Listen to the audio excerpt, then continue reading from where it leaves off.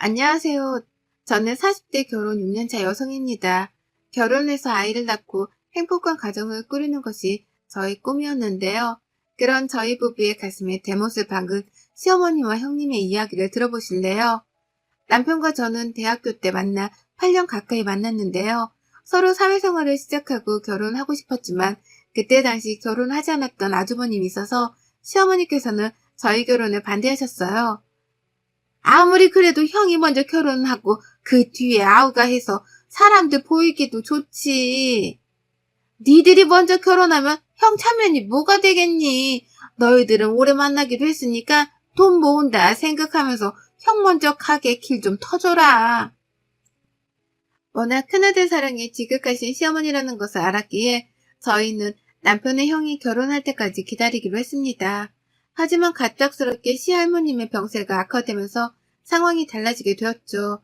아직도 여전히 만나는 여자도 없는 큰 손주의 결혼을 기다리기보다는 결혼을 약속한 사람이 있는 작은 손주의 결혼이라도 보고 싶다는 할머님의 요청에 시어머님은 어쩔 수 없이 저희를 먼저 결혼시킬 수밖에 없었죠. 그 후 아주버님이 결혼할 때까지 한 번씩 제게 하셨던 말들은 모두 칼이 되어 저의 가슴을 베곤 했습니다. 특히 아주버님이 승진이 안 되기라도 하면 회사에서 능력을 인정받은 남편을 향해 혀를 차곤 했는데요. 그러면서 시어머니는 늘 같은 소리 반복하시곤 했습니다. 자고로 집안이 대대손손 잘 되려면 장남이 잘 되어야지 차남이 잘 되어봤자 아무짝에 쓸모가 없다면서요. 그런 시어머니의 이야기를 듣고 있으면 저나 남편은 마치 주인이 된 것 같은 기분이 들곤 했죠. 남들은 둘째 아들이 잘 나가서 좋겠다 하는데 그런 속 없는 말이 어딨냐? 애미야, 안 그러냐? 누가 뭐래도 우리 집 기둥은 큰아들 아니냐 말이다. 그때 할머님만 건강했어도 니들이 먼저 결혼을 안 했을 텐데 말이다. 그러면 지금까지 혼자 저러고 있진 않았을 거란 말이지. 시아버지께서는 시어머니가 이렇게 큰아들 사랑이 대단한 건 역시 돌아가신 시할머니의 영향이 있다고 했습니다. 첫째 아들이었던 시아버지께서는 시할머니의 사랑을 정말 듬뿍 받고 살았다고 하셨습니다. 그리고 시부모님 결혼했을 때 역시 시할머니께서는 다른 자식들과 다르게 더욱 시부모님을 챙기고 아껴주셨다고 했습니다. 그러다 보니 시어머니께서는 큰아들과 결혼해서 그 시절에 당연하게 경험할 수 있는 시집살이조차 하지 않았다고 했어요. 아니 오히려 시어머니께서는 친정에서도 받지 못한 귀한 대접을 받게 되었던 거죠. 그래서인지 시아버지께서는 시어머니가 시할머니보다 더욱 무섭게 가족들을 혼내곤 했다고 했습니다. 그렇게 시집을 와서 처음으로 목소리에 힘을 줄 수 있었던 시어머니께서는 무조건 집안의 기둥은 큰 아들이라는 고정관념에 사로잡히게 된 것이었죠. 시어머니의 논리는 참으로 기가 막히곤 했죠. 시어머니께서는 아주버님의 결혼이 늦어지는 것도 저희 부부가 먼저 결혼을 했기 때문이라고 여겼으니까요. 그렇게 저희가 결혼하고 6년이 다 돼서야 아주버님께서도 정말 늦은 나이에 결혼하게 되었습니다. 그래서 저는 정말 진심으로 축하를 해드렸습니다. 왜냐하면 시어머니의 이유 없는 저희 부부에 대한 원망이 사라질 수 있는 거라 생각했기 때문이었어요. 그리고 정말 아주버님의 결혼과 동시에 저희 부부에 대한 원망이 사라졌습니다. 아주버님께서 신혼여행을 다녀온 뒤 처음으로 모든 가족이 함께 식사 자리가 마련되었습니다. 새로운 식구를 맞아 저와 어머니께서는 열심히 음식을 마련했지요. 새아가 음식이 괜찮니? 너는 먹는 것도 어쩜 이렇게 곱니? 누가 봐도 큰아들과 결혼한 여자 같구나. 나도 옛날에 결혼했을 때 어딜 가나 큰아들과 결혼했냐는 소리를 그렇게 많이 들었다. 아가야, 너도 나처럼 복이 얼굴에 가득한 걸 보아하니 우리 큰아들이 앞으로 승승장구하겠구나. 저도 어렸을 때 매일 큰아들한테 시집갈 것 같다는 이야기를 친척 어른들께 많이 들었는데 정말 그렇게 됐잖아요, 어머니. 동서가 왜 이렇게 빨리 결혼했나 했더니 어머님이 이렇게 좋으시니까 얼른 시집오고 싶었나 봐요. 시어머니께서는 그 말을 듣자마자 저를 보시고는 뭐가 그렇게 급해서 이렇게 빨리 결혼했는지 모르겠다고 또 말씀하셨습니다. 그러면서 시어머니는 형이 잘 되도록 길을 터줘야 하는데 동생이란 것이 혼자 잘 나가겠다고 바리케이트를 쳤다고 하셨어요. 그 말 끝에 저는 할머니께서 원해서 한 결혼이지 저희도 그때 막 하고 싶어서 한 것은 아니었어요, 어머니. 라고 반박했습니다. 그 말이 끝나자마자 시어머니께서는 저를 힐끔 쳐다보시더니 주방에서 음식이나 가져오라고 하시더군요. 왜 우리 와이프한테 그래요, 어머니는? 진짜 일찍 시집와서 집안일 다 도와주고 그 덕에 어머니가 좀 편해지셨어요. 여보, 이제 큰아들 그렇게 소문대로 장가 보냈으니까 우리는 손 좀 놔. 형수님이 며느리 역할 하실 거죠? 시어머니께서는 남편의 말에 큰 소리를 치기 시작했습니다. 어디 감히 형수님한테 그렇게 버르장머리 없이 구느냐고요. 저는 정말 그 자리에서 박차고 일어나고 싶었습니다.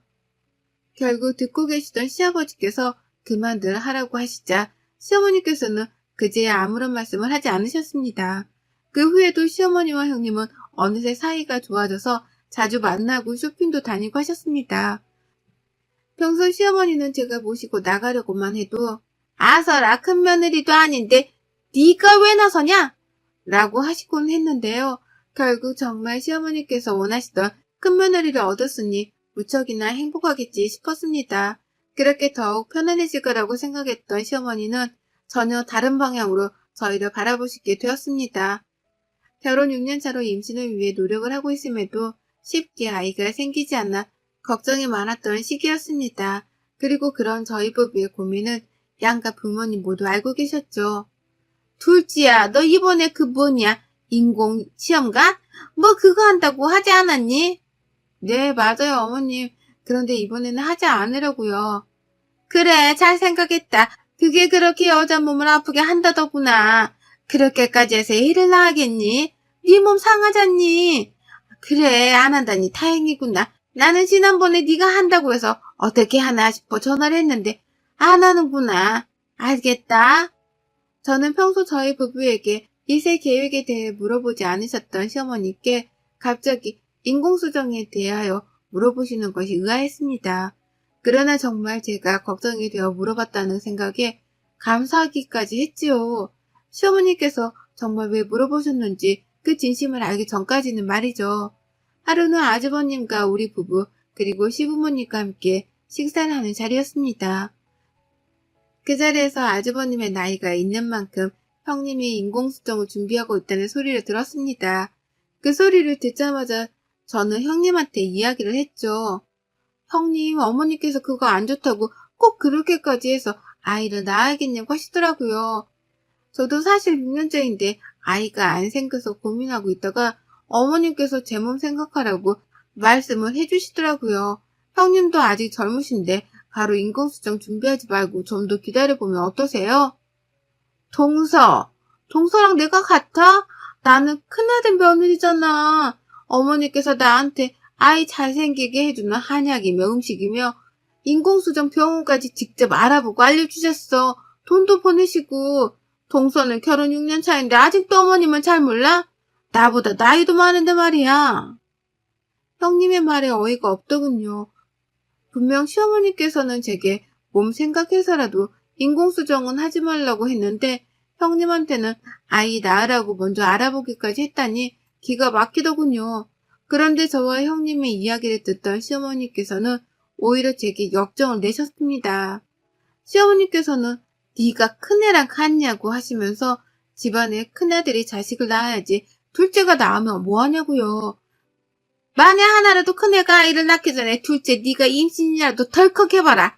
그러면 세상에 형의 자식이 동생 자식에게 형, 누나 라고 불러야 하지 않냐? 이런 거지 같은 족보가 어딨냐? 너는 큰애가 임신하기 전까지는 애 낳을 생각도 말아라. 시어머니께서는 제게 형님이 임신하기 전까지는 임신하지 말라면서 제가 유일하게 잘한 일이 아이를 못 가진 일이라고 하시더군요. 시어머니의 그 말을 듣고 있던 저는 그동안 아이를 갖고 싶어 했던 제 마음이 북받쳐 울면서 소리를 쳤습니다. 저는 시어머니께 정말 해도 너무하신다고 했습니다. 아무리 둘째 아들이고 둘째 며느리라고 해도 어머님이랑 함께한 세월이 있는데 어떻게 그렇게 모질게 말씀을 하실 수 있냐고요. 어떻게 아이를 낳지 말라고 할 수 있냐고요. 그렇게 소리를 쳤습니다. 그러자 시어머니께서 제게 네가 드디어 본색을 드러내는구나.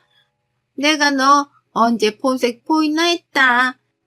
내가 언제 낯이 발라서 안 나왔어? 네가 못 나왔잖아. 얘도 못 낳는 주제를 혼자 자격지심 느낄까봐 그것도 잘한 일이라고 칭찬했더니 어디 누구 앞에서 지금 이렇게 생난리를 치는 거야?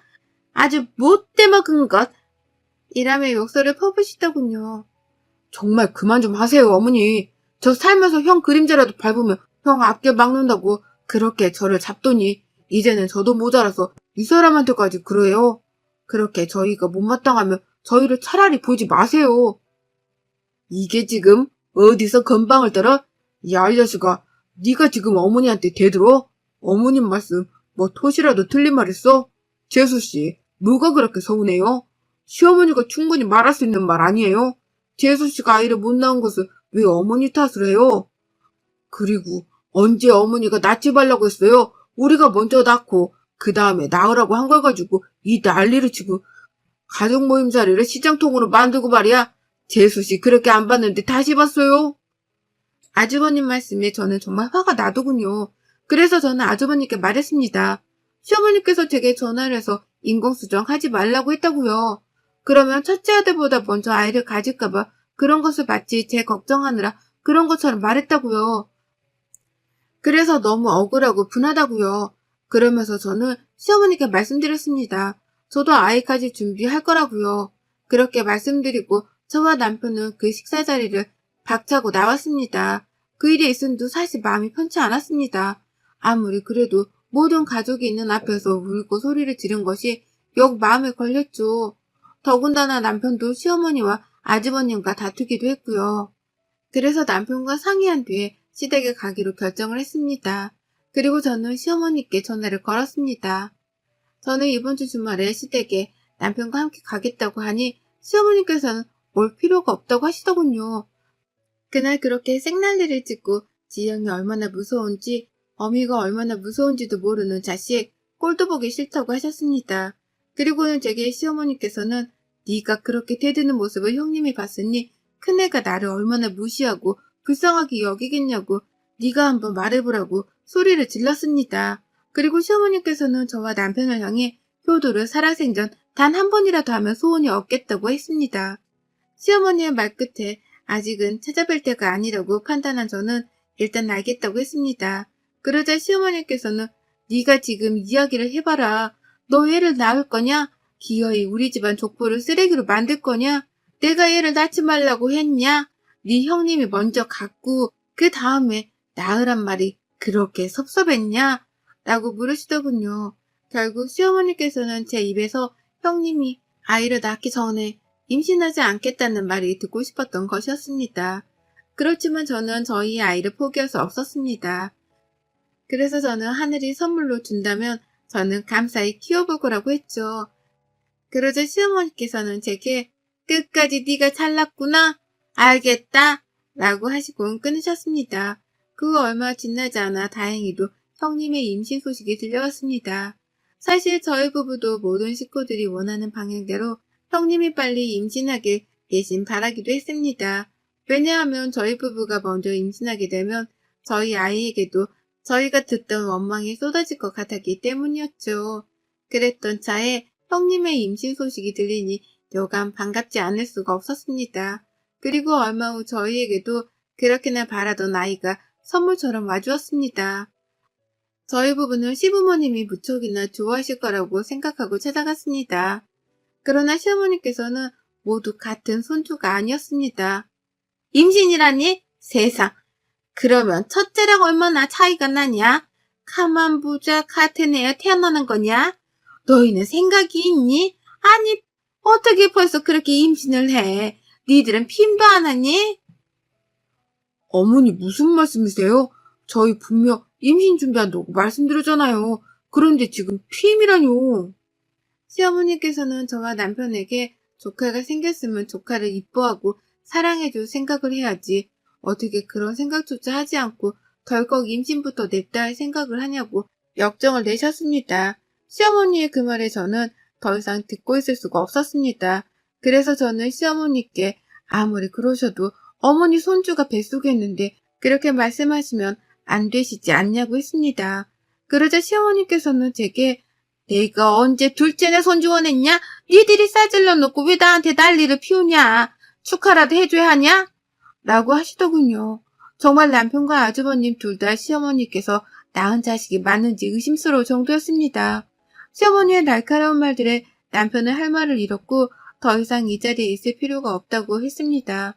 그렇게 저희 부부는 축하가 아닌 비난만을 받아야 했습니다. 그 일이 있은 후 저희는 오로지 저희 가족만을 생각하기로 다짐했습니다. 무슨 일이 있어도 우리 가족만 행복하면 된다고 생각을 다잡았어요. 하지만 시어머니와 아주버님 그리고 형님은 그런 저희의 생각조차 모조리 부서뜨렸습니다. 시어머니와 아주버님 그리고 형님이 저희 집에 찾아왔어요. 그리고 차마 입에도 담기 끔찍한 이야기들을 너무나 당연하게 쏟아냈습니다. 내가 그때 그러고 니들이 돌아간 뒤 많이 생각해봤다. 그래 니들도 결혼한 지 6년이 지났으니 얼마나 아이가 갖고 싶었겠냐. 내가 그 마음을 몰라줬다. 미안하다. 시어머니는 처음으로 저희에게 사과를 하시기에 그 말 한마디에 저희 부부는 그동안의 서름이 쏟아져 눈물을 흘렸습니다. 그러나 그 말의 진실이 무엇인지 알게 되기까지 오래 걸리지 않았습니다. 내가 그래서 계속 고민을 했는데 둘째 너희는 6년 동안 이렇게 둘이서 깨벗고 살았는데 꼭 애가 필요하냐? 형이야 결혼하자마자 아이를 가졌으니 상관없다만 니들은 힘들지 않겠냐? 그래야 너는 일도 바쁘고 그러면 재수씨 혼자 독방 육아인데 재수씨 감당할 수 있겠어요? 사실 애 키우는데 돈이 엄청 들잖아. 그런데 한 집안에 그것도 동시에 같은 애 둘씩이나 낳는다는 것이 잘 생각해봐. 무슨 말이 하고 싶은 건데요, 어머니? 시어머니는 저와 남편의 눈치를 보더니 이내 듣고도 믿을 수 없는 말씀을 하셨습니다. 시어머니는 저와 남편에게 아이를 포기하는 것이 좋겠다는 말을 했습니다. 그런 말을 한 것 자체가 기가 막힌데 그 이유는 더욱 기가 막혔죠. 시어머니는 앞으로 아주버님 아이들이 커가는데 온 집안이 신경을 써야 한다고 하셨습니다. 그러면서 그러자니 저희 아이에게 돌아갈 돈 때까지 모두 아주버님네 아이에게 쏟아진다면 더욱 좋지 않겠냐는 것이었어요. 그러면서 제게 시어머니는 둘째야, 둘째 좋다는 것이 이런 거다. 무자식이 상팔자란 소리 들어봤지? 너는 진짜 시집 차렸다. 어느 시애미가 애를 낳지 말라고 하겠니? 너희 둘이 놀러 다니고 여행 다니고 하면서 니들끼리 살아라. 그리고 매달 조금씩 조카 키우는데 보태면 얼마나 좋겠니? 그러면 우리 집안에 판사, 검사 다 나오지 않겠냐? 네 형님이 워낙 똑똑하고 형은 말할 것도 없잖냐. 니들이 조카한테 지원을 팍팍 해줘라. 라는데 그 말을 들은 우리 아가가 듣고 있다고 생각이 들으니 손이 떨렸습니다. 어머니, 해도 너무하시네요. 어떻게 그렇게 말씀을 하세요? 애를 포기하라뇨. 어떻게 온 아이인데 저희가 얼마나 바란 아이인데 포기를 하고 조카한테 지원을 하라고 하세요? 그것도 아직 태어나지 않은 아이인데. 동서, 아직 태어나지 않은 아이라니? 뱃속에 있는 우리 아가가 다 듣겠다. 말이 너무 심하네. 요즘 같은 세상에 집안에 아이가 많아봤자 서로 힘들어. 그럴 바에야 한쪽으로 쫙 밀어주는 게 좋지. 어머님이랑 나랑 아주버님이 다 깊이 고민하고 결정한 건데 왜 이렇게 난리야? 그러면 형수가 애를 포기하세요. 남편의 이 한마디에 시어머니께서는 남편의 뺨을 때렸습니다. 시어머니는 어디 감히 귀한 손주를 포기하라고 하냐고 욕설을 퍼부었죠. 저와 남편은 더 이상 참을 수가 없었습니다. 남편은 시어머니와 아주버님께 다시는 만나지 않겠다고 했습니다. 그동안 남편이 시댁에 도움을 주었던 모든 금전적 부분들을 끊겠다고까지 했습니다. 그러자 시어머니께서 남편에게 그깟 돈 좀 준다고 유세 떤다고 하더군요. 그 말에 저 역시 가만히 있을 수 없었습니다. 그리고 시어머니께 말했어요. 저는 이제 더 이상 어머님 며느리 아니라고요. 저는 이제 남편의 부인으로 아이 엄마로만 살겠다고요. 어머님의 며느리를 그만하겠다고 했습니다. 제 말에 시어머니는 집에 있는 물건을 던지려고 하셨고 남편이 막아섰습니다. 그리고 시아버지께 전화를 드렸죠. 모든 사실을 알게 된 시아버지께서는 아주버님에게 정신 빠진 녀석이라고 하시고는 저와 남편에게 너희들끼리 행복하게 살라고 하셨습니다. 시아버지께서는 그동안 너무 고생했다며 막아주지 못해 미안하다고 하셨어요. 그러면서 이제부터는 그 누구도 우리 부부에게 연락하지 못하게 하겠다고 하셨습니다. 다시는 우리를 괴롭히지 말라며 한 번이라도 연락할 날에는 큰아들도 다시는 보지 않겠다고 하셨죠. 시아버지의 단호함에 그날 시어머니와 아주버님네는 더 이상 저희 부부에게 뭐라고 하지 못했습니다. 나중에 저희를 찾아오신 시아버지께서는 눈물을 흘리셨습니다. 내가 너희 시어머니를 이렇게 만든 것인지도 모르겠다. 내가 너희 형을 이렇게 만든지도 모르겠다. 그래서 내가 그냥 모른 척 했다, 비겁하게. 그런데 이제는 내가 너희 지켜주마. 너희는 그동안 충분히 잘했다. 이제는 그만해도 된다. 시아버지의 말씀에 저희는 정말 많이 울었습니다. 그래서 그 후 시어머니와 아주버님과는 연락을 끊었습니다. 가끔씩 시아버지를 만나 함께 시간을 보내곤 합니다. 그리고 저희 부부의 사랑스러운 아기와 함께 행복한 하루를 보낼 수 있어 그저 감사합니다. 여러분의 생각은 댓글로 남겨주세요. 오늘도 시청해주셔서 정말 감사합니다.